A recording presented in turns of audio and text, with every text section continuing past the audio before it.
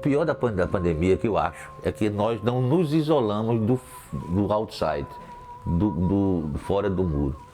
Nós nos isolamos das próprias pessoas que convivem conosco.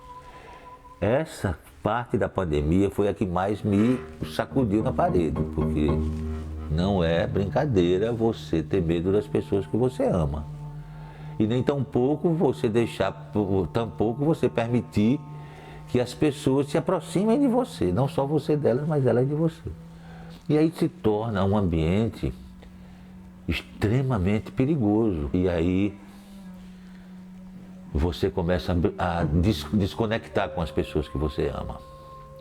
Aos poucos, porque se fosse pelo menos uma desapartar de vez, como se fazem com gado, mas não, é cruel porque ela é bem lenta, é uma parte lento, que você vai se desligando da pessoa que você mais ama, das pessoas que você tem mais carinho, porque são as únicas pessoas que estão convivendo com você e que você tem que fazer isso, porque sua consciência terrível, que você já adquiriu pela pandemia, pela sua solidão, está mandando você fazer isso. E aí termina-se só, foi o meu caso. Eu terminei só, comecei a engordar, comecei a perder os cabelos, comecei a ficar mudo, comecei a ficar surdo e comecei a ficar cego. É uma solidão que não é uma solidão normal, não é uma solidão que você decide que vai ficar só. Você não decide que vai ficar só. A pandemia traz uma solidão que é ela que traz a solidão para você. É como se fosse uma onda invisível que vai chegando perto de você e lhe tira um pouco o direito de ficar socializando com quem você ama, né? Com quem você ama, por quê? Porque as pessoas que restaram junto de você são as pessoas que você mais ama. E aí vou deixar minha casa, que eu adoro minha casa. Todos gostam, meus netos adoram minha casa, meus filhos. Eu me sinto bem em olhar para essas árvores que eu plantei com as minhas mãos. Eu cheguei aqui e não tinha uma árvore nesse terreno, eu plantei, só tinha essa jaqueira aqui. Mas eu plantei com angina, árvore após árvore, planta após planta.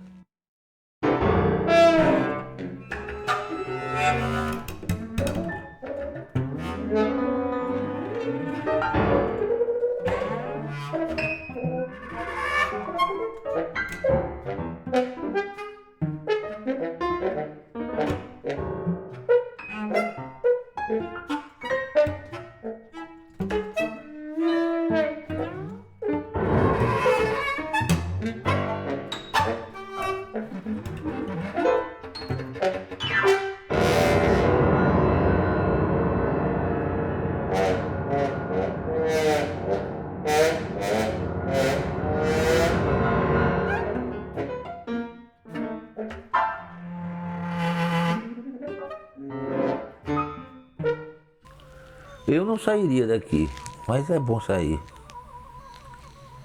No caso, com família, eu tenho medo aqui à noite, às vezes é perversa a noite aqui.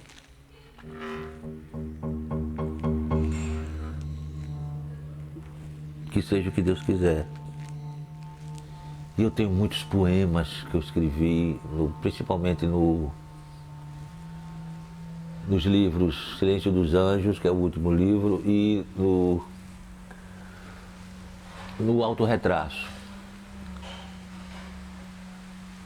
Que eu falo da sala de jantar, da fazenda, falo da igreja, falo dos morcegos, das abelhas, falo do mundaú. Ele era o açúcar, o mel, a criança que a madeira não aquecia. Ele era o calor, o inhame que alimenta, o ferro, a mica, o espelho, a pimenta. Ele era a farra, a fábrica, a foice, a desforra, a política, o trato, a fustiga, a cotovia, os trilhos, a máquina, o mármore. Ele era a liberdade, a cidade ácida e colorida. Estou com frio, dizia ele ao pai, que o fazia beber um vinho vermelho até secar a garrafa. Depois contavam os segundos, os minutos, as horas. Falavam de uma praga que brotou dos seus ouvidos e de pastores que há muito saíram para recolher cabeças de porcos lá no riacho da divisa. Sweet Leopardo perdeu a noção da rodagem e percebeu que os pelos do seu corpo já eram visíveis. Armado e escondido, pisou lentamente numa fogueira em brasa, como se num susto. Frustrado, entorpecido. Durante a viagem, notou que alguns homens se banhavam no rio, mergulhavam e sumiam como se de alguém se escondessem, ou como se lutassem contra um mundaú bravio. Quando brincavam, suas mãos asquerosas ficavam macias, seus corpos sujos rejuvenesciam e seus olhos ficavam brilhantes e frios. Notou também mulheres que por perto passeavam, levantando poeira em direção à ponte de madeira, ou se abaixavam na calçada da igreja, olhando os campos, sugando o fumo, encantadas com os 7 copas, cuspindo até secarem as bocas. Claro, ele não era mais menino, já dormia pelo álcool, fumava, mas não sabia da loucura. Ainda era um prego na parede. Na família, era apenas um lenço mágico e sujo. Um desespero. Estendido em varais, depois de um voo fictício, farto e homem propenso ao vício, lúcido, deixou derramar uma lágrima escandalosa dos olhos até encontrar o vazio. E suado por querer tanto, medroso pela seita dos pássaros, do amor nada sabia. Seus olhos, como serão? Como seriam? Seus peitos, seus dedos, seus pés, como serão? Como seriam? Existe um momento que explode além dos campos e das barreiras. Um novo infinito, uma paisagem borrada, um desejo maldito. Longe, ele viu a torre da igreja vazia, dos morcegos e a porcaria. Com os homens, aprendeu o mistério de germinar sementes. Em casa, vivia do vestuário à sala vazia. Usava chapéus sem abas, sentava em cadeiras de vinho e portava um revólver sem balas. Na hora do almoço, tudo era vasto e vazio. Sentado em sua cadeira mais alta, comia. Dançava no xadrez do espaço e ria. Para quem olhasse seus olhos de gato, vomitava verdes enguias. Já sabia dos encantos, da hora exata do desengate. Sabia engomar suas vestes e engraxar os seus sapatos. Sabia dos atos e dos ratos. Quando proclamaram a República e atiraram fogo aos marinheiros, ficou ele com poucos centavos, jogando os sentidos rua acima, rua abaixo, para nunca perder sua linguagem nobre, pobre, embriagado, apunhalou-se no peito com um punhal de cobre.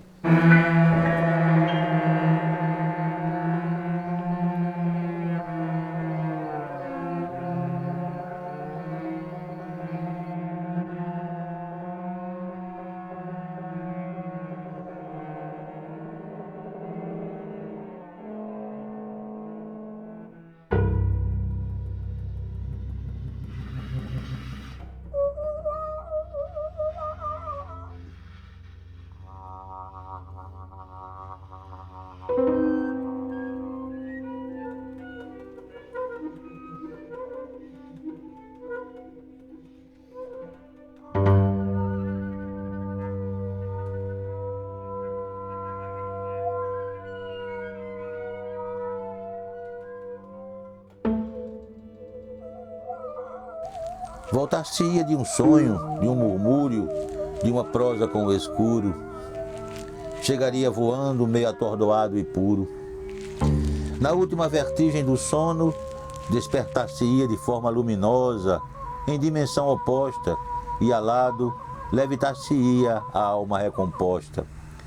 Responderia à vida, síntese de esperança, reanimar-se-ia exausto e amado, leve lembrança. A imensa parte da vida, a liberdade, a descoberta do tempo, a consciência do belo, a certeza do mistério, a parte da morte, a prisão, o esquecimento do tempo, a consciência do feio, a incerteza e o esforço, sólido pedaço de amor. Cama de pregos, trilha de cegos, Paulo de Tarso, grito de dor, duelo de egos, santo pregador, descaminhos, plástico sangradouro, curtido taco de couro, 30 dias do mês vindouro, praça de touros, Cristo e a coroa de espinhos, César e a coroa de louros. Se amasse, tudo se encantaria, mesmo se anormal e tão pouco. Completo, absoluto, soberbo, coisa de macho, coisa de bêbado, coisa de bicho, de bicha, de morcego. Se amasse, tudo se encontraria, mesmo se normal e tão gostoso, livre, até escravo, coisa de homem, coisa de paixão, possesso, possuído, passivo e ativo. Não interessaria o impacto. Quando se amasse, apenas o brilho dos olhos permaneceria intacto. De uma hora para outra, o mundo pareceria ausente e distante do respiro e da frase. Falaria do arrepio e da tara, falaria da refrescante sensação, desconhecida e constante, no mais raro efeito da mais cruel e mais insana paixão.